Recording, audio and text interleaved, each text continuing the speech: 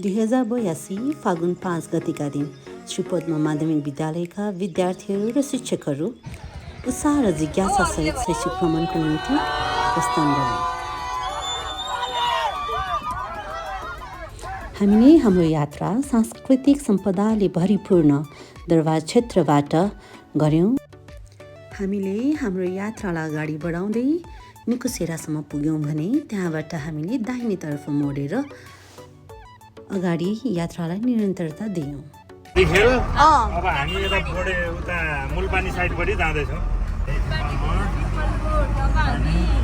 यता राइटबाट गयो भने हामी ब्रह्मखेल पुग्न सक्छौँ। अब यहाँ सिधा अगाडि गएपछि हामी चाहिँ जोरपाटी नारायणटार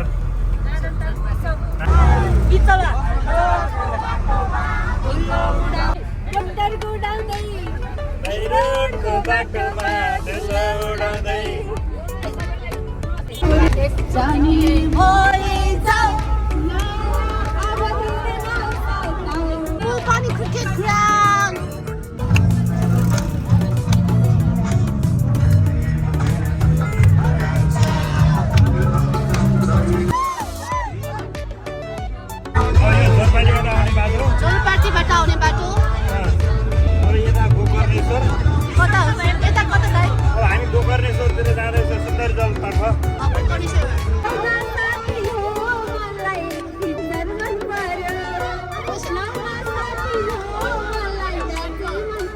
अब स्टुडेन्ट मन पर्यो।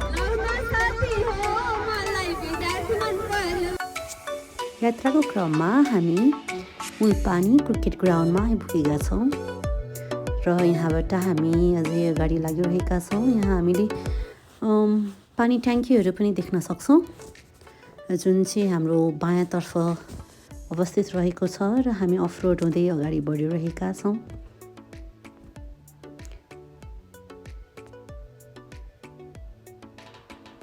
यात्राकै क्रममा हामी साँघुरो बाटोबाट माथितिर लागिरहेका थाप ड्यामतर्फ अगाडि बढिरहेका छौँ र यहाँ बाटो केही साँघुरो भएको कारणले गर्दा हाम्रो बसमा यात्रारत रहनुभएका केही व्यक्तित्वहरू विद्यार्थीहरू चाहिँ डराइ पनि रहनुभएको थियो भने हामी राष्ट्रिय निकुञ्जतर्फ आइसकेका छौँ र यहाँ चाहिँ अनुमति बिना प्रवेश निषेध लेखिएको छ।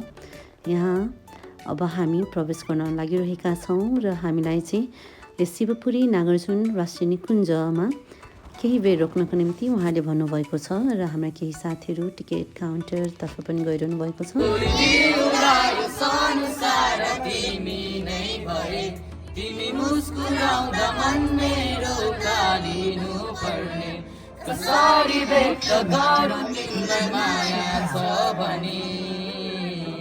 The Bluetooth device is connected successfully.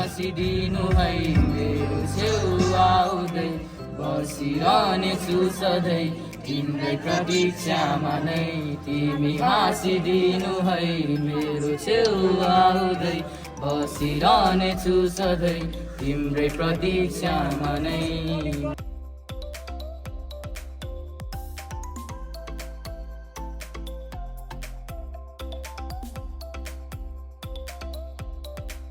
कि यो 5400 को टिकट लिएर आएका छौँ। यो टिकट लिइसकेपछि मात्रै यहाँहरूले अनुमति पाउनुहुन्छ यहाँभित्र जानको निम्ति। हाम्रो यात्रा एकदम सहज र रमाइलो हुँदै हुँदै हुँदै हामी गोकर्ण हुँदै सुन्दरजलको गेटमा पुग्ने बेलामा चाहिँ त्यहाँ आदमीहरू बस्नु हुँदो रहेछ। चेकपोस्ट रहेछ। चेकपोस्टमा झरिसकेपछि चाहिँ हामी सरकारी स्कुलको बच्चाहरू हो, हामीले पैसा उठाएको छैनौँ यहाँ यसको लागि, त्यसैले हामीलाई छुट गर्नुहोस् न भनेर विनम्र अनुरोध चाहिँ सबै मिलेर गरेका थियौँ। तर त्यहाँको कर्मचारी चाहिँ एकदम रमाइलो हुँदो रहेछ। म हाकिमले भने त मान्दिनँ, कहाँ मान्छु भनेर जति रिक्वेस्ट गर्दा पनि छुट गर्नु भएन। यो चाहिँ हाम्रो लागि अर्को पालि घुम्न जाँदाको लागि लेसन भयो होइन।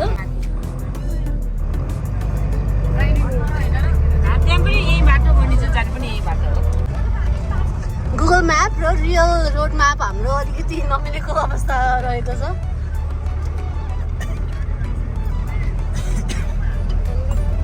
18 किलोमिटर्स बाँकी छ।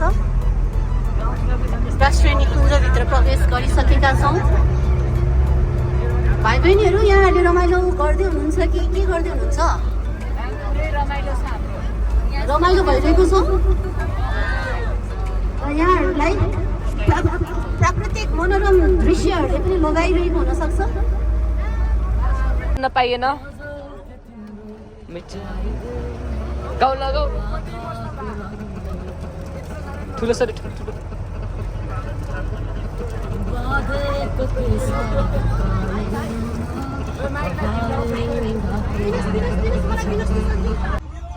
घाटड्याम यता बाटो ब्लक छ। बाटो आइरहेका छौँ, त्यो बाटो एकदमै साँघुरो हुने भएकोले हामी फर्किनु पर्ने अवस्था छ। र यहाँ उहाँहरू बस्न जाने भएको कारणले गर्दा हामी फर्किँदैछौँ। हामी फर्किएको कारणले ग्रेड 8 र हामी केही साथीहरू पल्लो बसमा हुनुहुन्छ, हामी फर्किँदैछौँ। By by.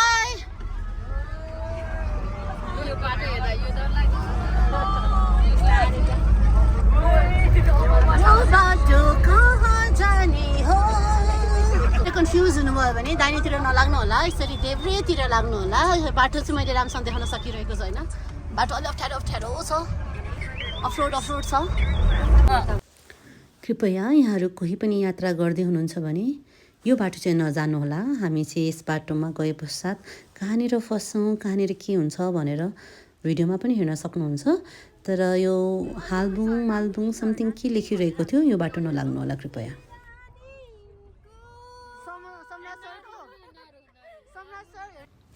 हामीले फर्केर आएको बाटो यो पनि सही थिएन र यो बाटो पनि हामी जाँदै थियौँ र यात्राकै क्रममा फेरि पनि हाम्रो अर्को बस चाहिँ फसेको कारणले गर्दाखेरि हामीले यात्रा यहीँ रोक्नुपर्ने पनि भयो।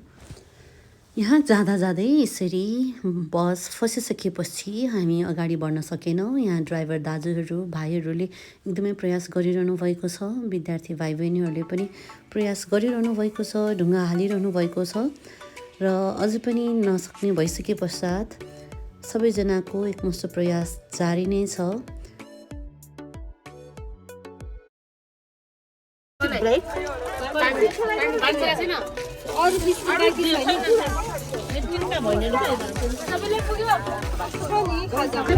बिस्किट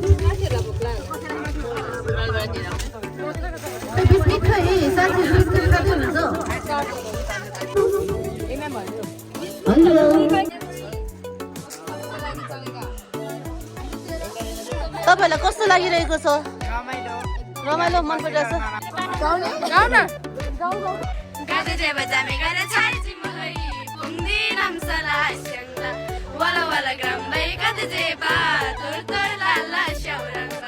नाजुक अवस्था भएपछि हामीहरू यति धेरै आतिनुपर्ने अवस्था पनि छैन जस्तो लाग्छ। हामी बेलुका भयो नि घर पुगिहाल्छौँ। हामी चाहिँ अब हाइकिङ गरिरहेका छौँ। एकदम मजा, जुत्ता सबै भइरहेछ, खुट्टालाई आनन्द भइरहेछ। अब यात्रा चलिरहेछ सुनौलो, नीचे के सुर से गाओ, नीचे के सुर से।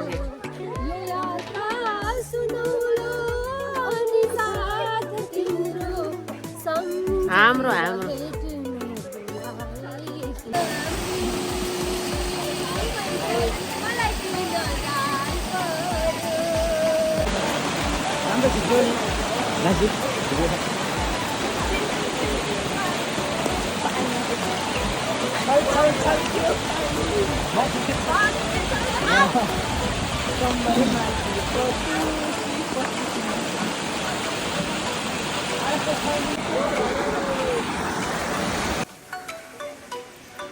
मुख धुँदै हुनुहुन्छ हाम्रो बहिनीहरू।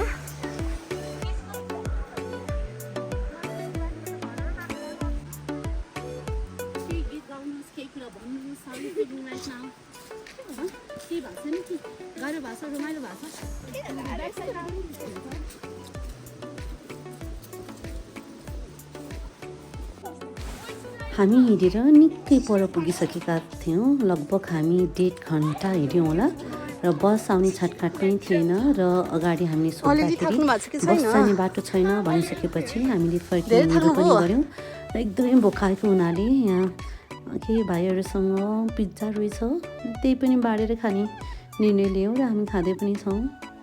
ट्राई गर्दै हुनुहुन्छ हाम्रो रितेशजीले। अरूको पिज्जा कतिमा पटक हो? कसो छ पिज्जा? ल हामी आधी आधी खान्छौँ माथिको भेज खान्छौँ बाँडेर। डन।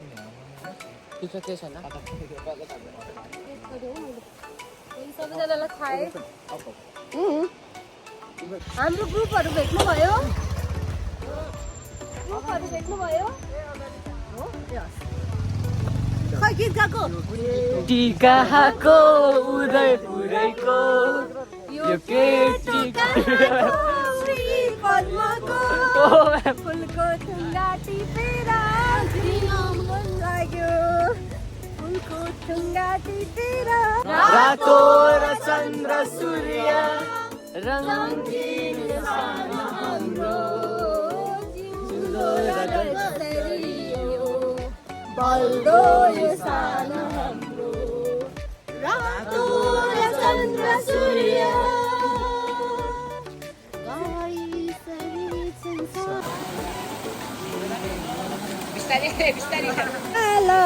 देखेर हामी गीत गाउँदै रमाइलो गर्दै फर्किरहेका छौँ र बल्ल बल्ल हामी अघि जहाँनिर बस फसेको थियो त्यो बाटो हुँदै आइपुग्यौँ र हामीहरू सबैजना त्यहाँ बसेर खाजा खान थाल्यौँ। ड्राइभर दाइहरूले पनि बल्ल बल्ल बस निकाल्नु भएको थियो। भाइ बहिनीहरू पनि विभिन्न समूहमा खाँदै हुनुहुन्छ।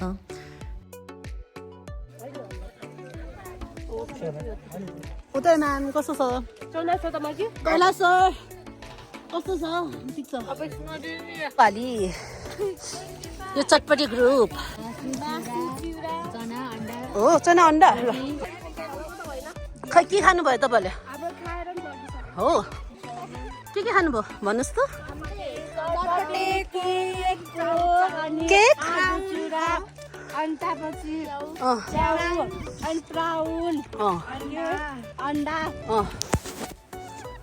जता बस रोकिएको थियो त्यही आएर खाजा खाइसकेपछि हामीले बसलाई उद्धार गर्दै अब हामी अगाडितर्फ बढ्दैछौँ। अगाडि बढ्दा पनि ओह्रालो लाग्दाखेरि फेरि पनि बाटो यस्तै छ। हामी गलत बाटो गएको हुँदाखेरि फेरि अघि गएको बाटो फर्कँदैछौँ र समय पनि अति ढिलो भइसकेको छ। 3 सवा 3 भइसकेको छ। हामीलाई थाहा छैन अब हामी धाप ड्याम पुग्छौँ कि पुग्दैनौँ, तर हामीलाई हाम्रो गुरुजीले धाप ड्याम पुर्याउने सोचमा हुनुहुन्छ र उहाँहरूले यहाँ पनि जसरी हुन्छ सङ्कट टार्न खोज्दै हुनुहुन्छ। भाइहरूले एकदमै ढुङ्गा बोकेर सहज तरिकाले अघि बढ्न मद्दत गरिरहनु भएको छ। अब हेरौँ हाम्रो यात्रा कहाँसम्म पुग्छ। हाम्रो बस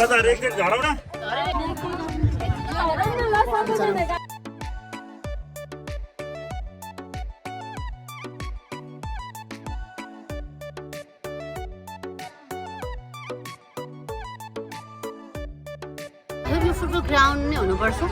हामीले फुटबल पोल पनि देख्छौँ। झरेन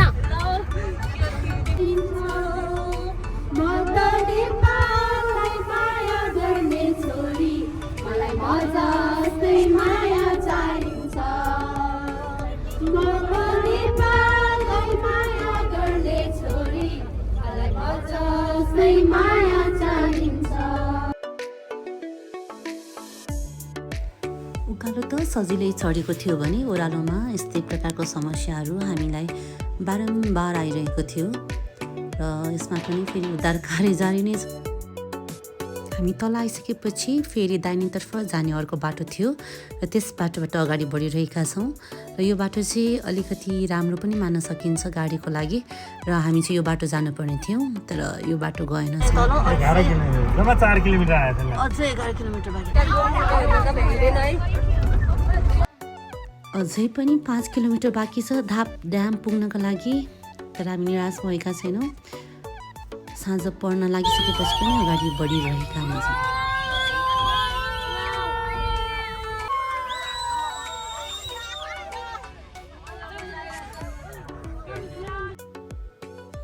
डाँडाले घिरिएको स्वच्छ हावाले भरिएको धाप ड्यामले हामीलाई आफ्नो मनमोहक सौन्दर्यले स्वागत गर्यो र त्यहाँ पुगेपछि विद्यार्थीहरूले ड्यामको संरचना अवलोकन गरे।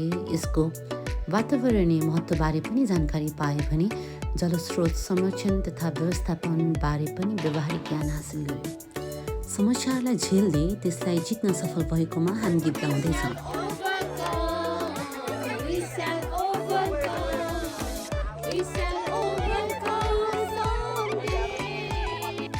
घाम पश्चिमतिर ढल्दै गए तापनि धाप ड्याम सुनौलो हावाले झिलिमिली भएको थियो। आकाश सुन्तलामय र बैजनी रङले सजिँदै गयो। ड्यामको पानीमा त्यो रङको प्रतिबिम्ब पनि झन् मनमोहक देखिएको थियो। समयको पाबन्दीको कारणले गर्दा हामी फर्किनु पर्ने भयो।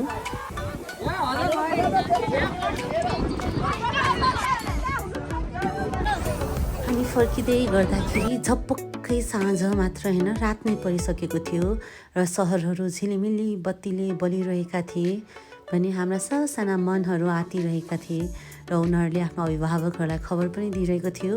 हाम्रा कक्षा शिक्षकहरूले पनि अभिभावकहरूलाई जानकारी गराइरहनु भएको थियो।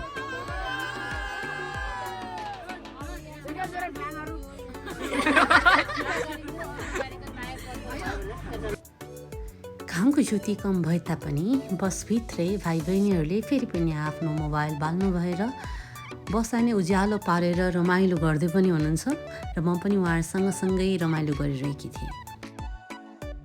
समस्यामाथि फेरि पनि अर्को समस्या, हामी मुलपानीमा छौँ यतिखेर र हाम्रो पछाडिको बसको टायर पङ्चर भएको कारणले गर्दा केही समय हामी यहाँ रोकिनु पर्ने भयो।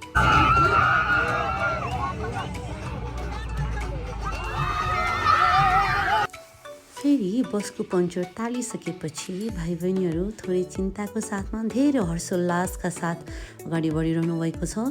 उहाँहरू आज दिनभरि नबसिकन नाचिरहनु भएको थियो र एकदमै रमाइलो गरिरहनु भएको थियो भने यसै क्रममा हाम्रो यात्रा रातिको 8 बजे पुगेर टुङ्गिएको छ। अन्तिम समय हेर्नुभएको निम्ति धेरै धेरै धन्यवाद।